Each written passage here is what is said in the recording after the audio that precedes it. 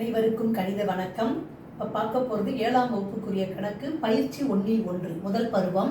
அதில் 5வது கணக்கு பார்க்க போகிறோம். ஒரு வினாவில் 3 அடுத்தடுத்த சுற்றுகளில் குழு A பெற்ற மதிப்பெண்கள் +30 -20 0 மற்றும் குழு B பெற்ற மதிப்பெண்கள் -20 0, +30 எனில் வெற்றி பெற்ற குழு எது? அடுத்த கொஸ்டின் என்ன கொடுத்துருக்காங்க, முழுக்களின் வரிசையை மாற்றி கூட்ட இயலுமா அப்படின்னு சொல்லி கொடுத்துருக்காங்க.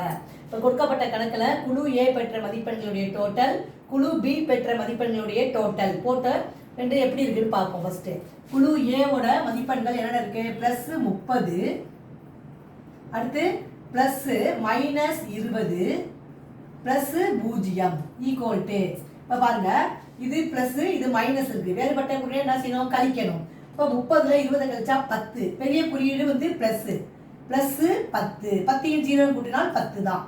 அப்போ குழு ஏவோட மதிப்பு +10, குழு பி எடுத்துக்கிறோம். அது என்ன கொடுத்துருக்காங்க பாருங்க, -20 +0 +30 இது மாதிரி கொடுத்துருக்காங்க.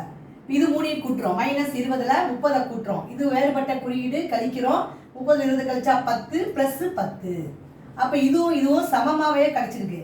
அப்போ குழு A பெற்ற மதிப்பெண்கள் ஈக்குவல் டு குழு B ரெண்டுமே சமமாக இருக்கிறதுனால குழு Aவும் Bயும் சமமான மதிப்பெண்களை பெற்றிருக்கிறது.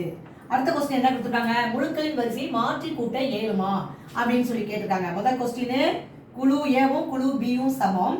ரெண்டாவது கொஸ்டின் என்ன கேட்டிருக்காங்க, முழுக்களின் வரிசையை மாற்றி கூட்ட இயலுமா? கண்டிப்பாக மாற்றி கூட்ட இயலும். எப்படி கூட்டினாலும் மாற்றி கூட்ட இயலும். ஆன்சர் வந்து மாற்றி கூட்ட இயலும். அதாவது எப்படி கூட்டினாலும் ஒரே ஆன்சர் தான் கிடைக்கும். புரிஞ்சுங்களா?